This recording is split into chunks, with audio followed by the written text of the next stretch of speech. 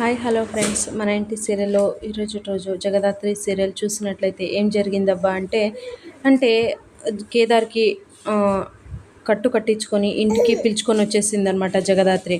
అప్పుడు ఇంటికి రావడంతోనే అందరూ ఏమన్నారంటే ఏం జరిగింది కేదార్కి అయితే ఏం జరిగింది అనేసి అనడంతో జగదాత్రి అయితే ఏం చెప్పాలి అని అనుకొని యాక్సిడెంట్ జరిగింది, చిన్న యాక్సిడెంటే ఏం లేదు అనేసి అనడంతో కౌశిక్ అయితే ఒక కాల్ చేసింటే మేమే అక్కడికి హాస్పిటల్కి వచ్చేవాళ్ళం కదా అని అంటే "ఆ, లేదట లేదు వదిన, ఏ చిన్న దెబ్బే కదా, మరి మీరు కంగారు పడతారని చెప్పలేదు" అనేసి అనడంతో సరేలే అనేసి అంటూ ఉంటే అప్పుడే ఇంతలా మాట్లాడుతున్నారు మీరు, ఏం ఏం చనిపోలేదు కదా అనేసి అనడంతోన వాళ్ళ నాన్నగారు అయితే యువరాజ్ ఆ మాటలకి యువరాజ్ వాళ్ళ నాన్నగారు అయితే ఏమన్నారంటే ఎవరి గురించి రా నువ్వు మాట్లాడుతుండేది, ఎవరి చావుని కోరుకుంటున్నావురా నువ్వు అనేసి అనడంతో ఎవరి చావు కోరుకుంటున్నాను ఏంటి అనేసి యువరాజ్ మళ్ళీ గట్టిగా అన్నాడనమాట. ఆ మాటలకి ఎవరైనా అన్నయ్య చావుని కోరుకుంటారా అనేసి అనడంతో అందరూ షాక్లో ఉండిపోయారనమాట. అంటే అందరికీ తెలిసిన విషయమే, కాకపోతే బయటికి పడలేదన్నమాట. అప్పుడు యువరాజ్ ఎవరు అన్నయ్య, ఎవరికి అన్నయ్య అనేసి అన్నాడనమాట. అప్పుడే వాళ్ళ నాన్నగారు ఏమన్నారంటే అంటే ఏంటి ఏంటి అని అనడంతో ఏంటబ్బా నువ్వు మళ్ళీ ఏమేమో నీకు తిక్కలాగా ఉన్నట్టుంది, ఏదేదో మాట్లాడుతున్నావు నువ్వు అనేసి అనిందనమాట యువరాజ్ వాళ్ళమ్మ. ఆ మాటలకైతే అప్పుడే వాళ్ళ నాన్నగారు మాటలు టర్న్ చేసేసారనమాట. అంటే జగదాత్రి అంటే నిషి వాళ్ళ అక్క కదా, నిషి వాళ్ళ అక్క భర్త వాళ్ళ అన్నయ్య, యువరాజ్కి అన్నయ్య కదా అయ్యేది అనేసి మాట ఇలా చెప్పేశాడనమాట. ఆ మాటలకైతే ఎవరు ఏం మాట్లాడకుండా సైలెంట్ అయిపోయారనమాట. అప్పుడే నిషి వాళ్ళ నిషి సరేలే మావయ్య అనుకుంటూ ఊరికనే ఉన్నిందనమాట. కౌశికి ఏమనిందంటే జగదాత్రి నువ్వు కేదార్ని లోపల రూమ్లోకి తీసుకెళ్ళమ్మా అని అనిందనమాట. ఆ మాటలకి జగదాత్రి అయితే సరే వదిన అని చెప్పేసి కేదార్ని రూమ్లో తీసుకెళ్ళి భోజనం పెట్టుకొని వచ్చిందనమాట తినిపియడానికి. అప్పుడే అక్కడ కౌశికి ఒక ఎగ్ కర్రీ చేసుకొని వచ్చిందనమాట.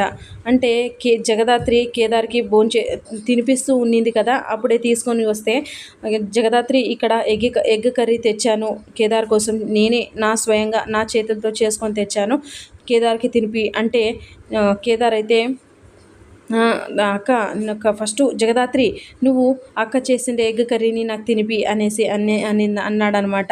ఆ మాటలకైతే నేను ఎన్ని చేసినా కూడా నీకు నచ్చలేదు, కానీ మీ అక్క ఒక్కసారి ఎగ్ కర్రీ చేసేసరికి నీకు నచ్చేసిందా అంటే నువ్వు ఫస్ట్ పెట్టు జగదాత్రి అనేసి అంటూ ఉన్నాడనమాట. ఇది ఇలా ఉండగా మరుసటి రోజు ఏం జరిగిందప్ప అంటే పెళ్ళికొడుకు ఆ బామ్మ ఉంటుంది కదా, ఆ బామ్మ ఒక పెళ్ళి కొడుకుని తీసుకొచ్చారనమాట.